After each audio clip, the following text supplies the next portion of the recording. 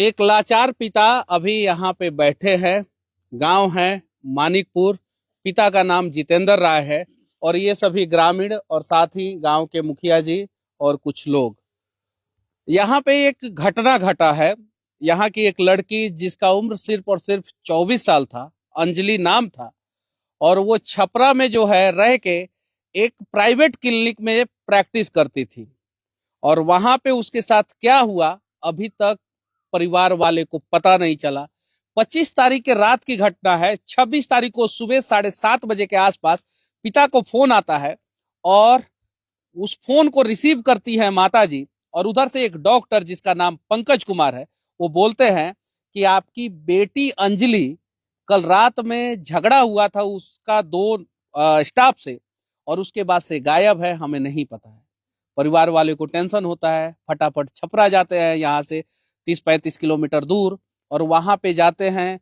फिर उसके बाद से डॉक्टर पे दबाव पड़ता है तो लगभग 12-12:30 बजे 1 बजे के आसपास परिवार वाले को पता चलता है कि अंजलि अब हमारे बीच में नहीं है, उसका डेड बॉडी रेलवे ट्रैक पे मिला है। और अभी मैं मनीष कश्यप इनके गांव में पहुंचा हूं। आज 2 तारीख हो गया, घटना 25 तारीख की है। लगभग 7 से 8 दिन हो गया, उसके बावजूद अभी तक जो है परिवार वाले का ये सवाल है कि प्रशासन ने अपराधी को क्यों नहीं पकड़ा। साथ ही साथ यहाँ के सभी लोग हैं। यहाँ पे अभी तक ना कोई मिनिस्टर आया, ना कोई सांसद आया और ना ही कोई विधायक आया, जिसे आना चाहिए था, क्योंकि ये एक बड़ी घटना है। और अभी जितेंद्र राय जी हैं, उनके इनके बेटे भी हैं यहाँ पे, उनसे हमारी बातचीत हो रही थी। अभी प्रशासन क्या बोल रहा है आप लोगों को? कल हम लोग छपरा गए थे तो वहाँ मतलब आईजी, डीआईजी और एसपी साहब आए थे। तो बोले कि आप घबराइए मत, हम लोग कार्रवाई में लगे हुए हैं। बहुत जल्दी इसका मतलब मामले के तह तक हम लोग पहुंचेंगे और आपको न्याय मिलेगा। आप थोड़ा समय मतलब किस पे शक है आपको? हमको शक है डॉक्टर पंकज, अखिलेश यादव और फिरोज नाम का एक लड़का है, बस। तो यही 3 लोग थे वहाँ। मतलब यही लोग रहते थे। सीसीटीवी रिकॉर्डिंग आपको पूरा मिला है कि नहीं मिला है? जी, अब तो हम लोगों को तो कुछ बताया नहीं है। वो सीडीआर मिला है कि नहीं? कॉल डिटेल्स रिपोर्ट मिला है कि नहीं? कुछ नहीं हम लोगों मतलब को कि 7 से 8 दिन हो गया, अभी तक कुछ नहीं मिला। अब हम लोगों को तो इसके बारे में पुलिस अच्छा, वाला कुछ घटना के बारे में आपको किसने बताया?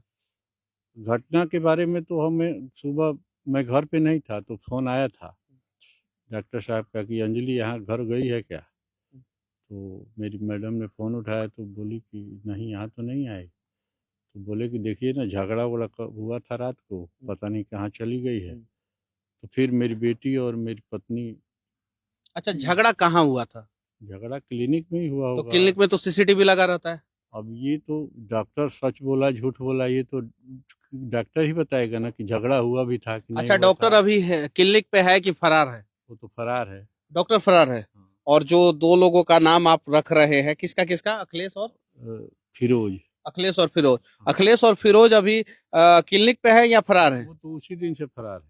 मतलब कि तीनों फरार हैं। डॉक्टर के 2 कंपाउंडर। डॉक्टर शाम को था, लेकिन जब पहले वो लीपापोती के चक्कर में था कि इस मामले को जब हमने मतलब सुसाइड का रूप दे दिया है, तो हमको, जब मैं पहुंचा था शाम को 5:30 बजे, तो मैं पूछा कि क्या हुआ था, तो डॉक्टर बोला कि पहले तो हमको भी घुमाया, बोला कि अनहोनी हो गई है, लेकिन फिर बोला कि देखिए वो मर चुकी है, उसका लाश रेलवे ट्रैक पे मिला था, मैंने पोस्टमार्टम करा दिया है, आप जाके शिनाख्त करके। और मतलब डॉक्टर ने पोस्टमार्टम करवा दिया? हाँ। क्यों करवाया? बिना आप लोगों के परमिशन से क्यों करवा दिया? जीआरपी बोल रही है कि हमको कोई, हम तो लावारिस समझ के उठाए हैं। डॉक्टर कल जी पूछे थे अफसर लोग बड़े बाबू से कि आपके पास शिनाख्त करने कौन गया था, तो बोले कि यही लोग आए थे, डॉक्टर की तरफ से कोई हमें सूचना नहीं थी।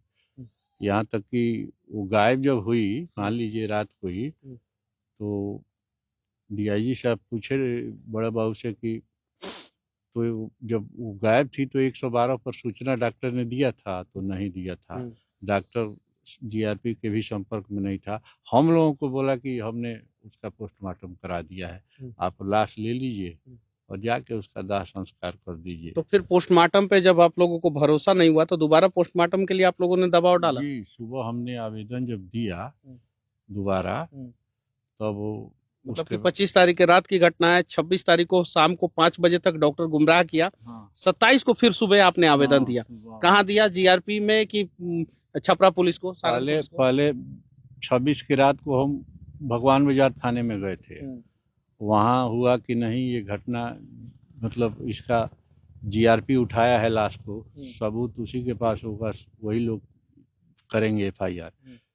तो फिर सुबह हम लोग को बोला गया, रात को बोला गया कि आप लोग सुबह आइए। तो हम गए, तो वहाँ हमारा आवेदन दिया गया।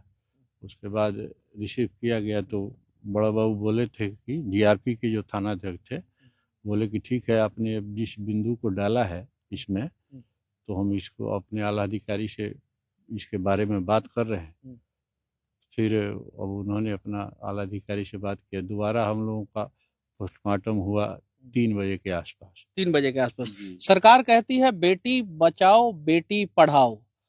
जरा सोचिए, एक पिता जो है मध्यम वर्गीय परिवार का, जो अपना जमीन गिरवी रख के जो है अपने घर पे जो है प्लास्टर तक नहीं कराता है और अपनी बेटी को पढ़ाता है इस उम्मीद से कि शायद बेटी पढ़ लेगी तो उसके बाद से जो है वो दुनिया को समझ पाएगी और अच्छा जीवन यापन जी पाएगी। उसके बाद जो है बेटी के साथ अगर इस प्रकार की घटना हो जाती है और सिस्टम और तंत्र जो है परिवार वाले को ही परेशान करे, तो सवाल बनता है। और ये सवाल हम लोग किससे पूछें? क्या आप लोग जो है इस सवाल का जवाब दे सकते हैं जितने लोग वीडियो देख रहे हैं? या सरकार इस सवाल का जवाब देने के लिए सक्षम है? शायद ना आप लोग दे सकते हैं, ना सरकार इस सवाल का जवाब देने के लिए सक्षम है। आपने अपनी बच्ची को पढ़ाने के लिए जो है कितना रुपया खर्चा किया होगा लगभग?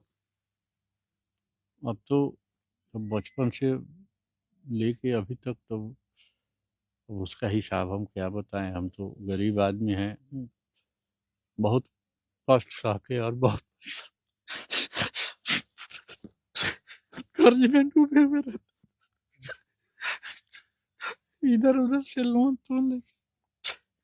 कोई नेता होता है हाल चाल पूछने? नहीं, कोई नहीं आया। कोई नहीं आया।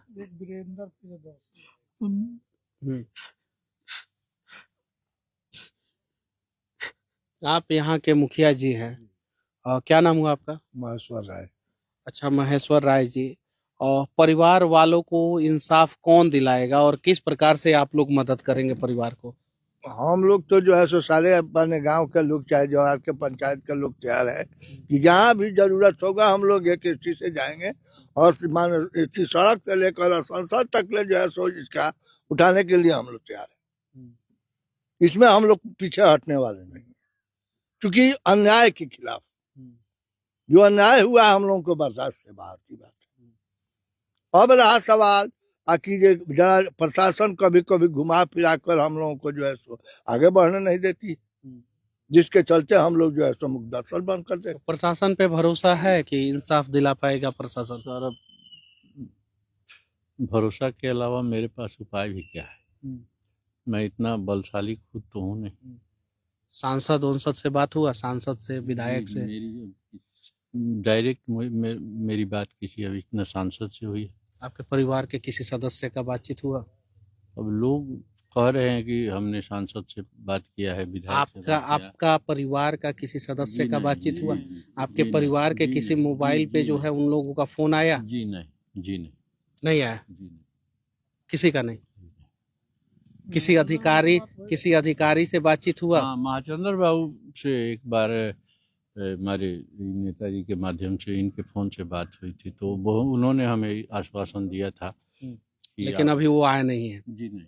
अच्छा, आपको कोई अधिकारी आके आश्वासन दिया कि हम जो है 10 दिन में, 5 दिन में, 7 दिन में, 1 महीना में जो है अपराधी को पकड़ लेंगे? जी नहीं, मेरे घर पे एक दिन वो जीआरपी थानाध्यक्ष यहाँ आए थे रात को, उसके बाद अभी तो। अच्छा, क्या हुआ होगा बेटी के साथ? क्या शक, क्या लगता है? देखिए, मैं अपनी बेटी को बचपन से जानता हूँ, आत्महत्या तो वो नहीं करेगी, इतना मुझे विश्वास है। उसके साथ अब देखने वाले लोग जो, मैं तो उसकी फोटो भी ठीक से नहीं देख पाया, मुझे लगा कि मैं मूर्छित हो जाऊंगा, क्योंकि मैं खुद हार्ट का पेशेंट हूँ। तो लोगों ने बताया कि उसकी जीभ बाहर निकली हुई थी, जिसने उस फोटो को देखा है। तो ऐसे लगा जैसे उसका पहले गला दबाया गया था। और गला क्यों दबाया होगा किसी ने? तो मुझे नहीं पता। पोस्टमार्टम का रिपोर्ट कब तक आएगा? डॉक्टरों ने क्या बताया? ये जब बोले कि उसको पटना में मतलब रखा हुआ है पोस्टमार्टम रिपोर्ट, वो कब तक आएगा तो अधिकारी लोग जानते हैं कि उनको कब मिलेगा, क्या होगा नहीं। आपने पूछने का प्रयास किया कि नहीं कि कब तक पोस्टमार्टम रिपोर्ट आएगा? तो बोले कि हमको यही बोला गया कि आप घबराइए मत, हम लोग इस काम में लगे हुए हैं। बहुत ज़्यादा हमसे कितने तारीख को ये बात बोला गया था कि घबराइए मत? 1 जनवरी को हम लोग गए थे। 1 जनवरी को आप लोग गए थे? वहाँ बड़े अधिकारी कल ही मिले थे हमसे। उसके पहले नहीं मिले थे? नहीं, उससे पहले। रेप जैसा जघन अपराध होता है, मर्डर जैसा जघन अपराध हो जाता है, कभी कभी रेप प्लस मर्डर हो जाता है, उसके बावजूद जो है बिहार की प्रशासन सोई रहती है। मैं ये नहीं कह रहा हूं कि बच्ची के साथ रेप हुआ था कि मर्डर हुआ था कि क्या हुआ था, मैं ये कह रहा हूं कि बच्ची को इंसाफ दिलाएगा आखिर कौन? प्रशासन से जो है गुहार है कि आप जो है अपराधी को जल्द से जल्द ढूंढिए, या बच्ची के साथ क्या हुआ था पूरे घटना को जो है वो आप जांच कीजिए, और जांच करने के बाद जो है परिवार वाले को इंसाफ दिलाइए। और स्थानीय जितने भी नेता हैं, आसपास के क्षेत्र के विधायक या यहाँ के विधायक या सांसद, उन लोगों से मैं विनती करना चाहता हूं कि आप लोग आइए, परिवार के साथ बैठिए। सिर्फ और सिर्फ चुनाव के समय में वोट लेके आप लोग चले जाते हैं और उसके बाद से जो है पीड़ित लोगों को भूल जाते हैं। ऐसा नहीं होना चाहिए। आप बैठिए परिवार के साथ, और परिवार जहां जहां कहे आप लोगों को जो है वहां वहां कम से कम दौड़ना चाहिए। और आप अगर नहीं दौड़ सकते हैं तो आपका तंत्र जो है इतना मजबूत है विधायक और सांसद का कि वो चाहे तो 24 घंटे के अंदर अंदर जो लोग भी जो है इस अपराध की घटना में संलिप्त है वो सारे के सारे लोग गिरफ्तार हो जाएंगे। और यहाँ पे ग्रामीण लोग हैं, अब आप लोग अपनी बच्ची को पढ़ा रहे हैं बाहर दूसरे जगहों पे, तो डर नहीं लगता है? डर लगता है। अब डरने वाली बात ही है। अब बच्ची निकल के स्कूल भी जा रही है तो उसमें भी डर लग रहा है। क्या इस घटना से हम लोग बहुत दुखित है। जो बच्ची के साथ घटना हुआ है, आज के जो बच्ची है वो भयभीत हो गई है। कैसे हम पढ़ेंगे? हम लोग, सरकार एक तरफ का है कि बेटी बचाओ बेटी पढ़ाओ, ठीक उसका विपरीत यहाँ हो रहा है। लगता है कि चलिए, कहा जाता है कि लोकतंत्र का सबसे मजबूत स्तंभ जो है वो पत्रकारिता होता है। तो मैं यहाँ के स्थानीय जितने भी पत्रकार हैं उन लोगों से हाथ जोड़ के विनती करना चाहता हूँ कि आप सभी आइए और परिवार को जो है इंसाफ दिलाने का प्रयास कीजिए। हो सके तो इन लोगों के लिए आवाज उठाइए। घर का कंडीशन देखिए कैसा है। 2 बेटी थी इनको, और 1 बेटा, और 1 बेटी तो अभी दुनिया में नहीं रही। तो बस इस प्रकार की घटनाएं जो है बिहार में आए दिन घट रही है, और उसके बाद से जो है फिर मन विचलित हो जाता है। हम लोग अपने आप को रोक नहीं पाते हैं। हम लोग घटनास्थल पे पहुंचते हैं और सच्चाई जानने का प्रयास करते हैं। बहुत सारी सच्चाई जानने के बावजूद जो है हम लोग शब्दों में बयां कैमरा के ऊपर नहीं कर पाते हैं, क्योंकि ना जाने सरकार का कोई तंत्र अगर हमारी बातों से इतना विचलित हो जाए कि कब हम लोगों को जेल में डाल देगा इसकी कोई गारंटी नहीं है। तो हम उतना ही बताने का प्रयास करते हैं जितना आप सुन सकते हैं, और जितना आलोचना सरकार अपनी गलतियों का बर्दाश्त कर सकती है। जय हिंद।